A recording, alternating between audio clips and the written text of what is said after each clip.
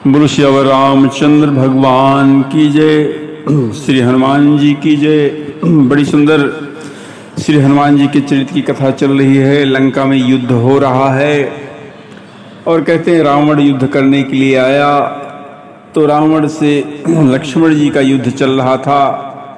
लक्ष्मण जी ने कहते हैं 100 बाण उसकी छाती मारे, वो पृथ्वी पर गिर पड़ा और होश नहीं था। लेकिन जब मूर्छा उसकी छूटी तो रावण उठा और उसने वो शक्ति चलाई जो ब्रह्मा जी ने दी थी। उठा प्रबल पुण्य मूर्छा जागी और छाड़े सी ब्रह्म दीन ही जो सांगी। और कहते हैं वो ब्रह्मा की दी हुई प्रचंड शक्ति लक्ष्मण जी की छाती में लगी।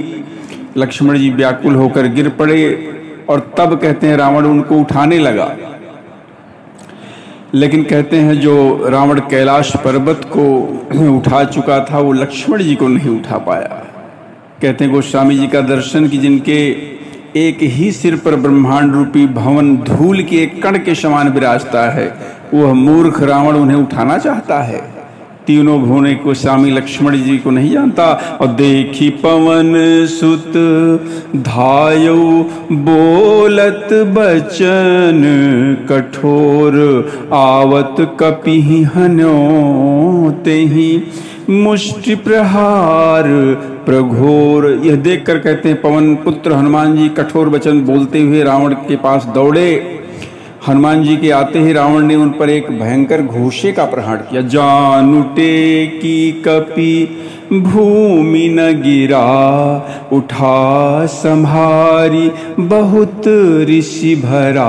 हनुमान जी घुटने टेक कर रह गए, पृथ्वी पर गिरे नहीं। फिर बड़े क्रोध में उठे और मुट्ठी का एक ताहि कपि मारा और पर शैल जनु वज्र प्रहारा। हनुमान जी ने रावण को एक बहुत जोर का घूंसा मारा। कहते जैसे वज्र रावण को लगा और रावण गिर पड़ा। मूर्छा गए बहोरी सो जागा और कपिबल विपुल सराहन लागा। रावण की मूर्छा जब भंग हुई तो वो जागा और जागने पर कहते हैं हनुमान जी के बल की बड़ी सराहना करने लगा।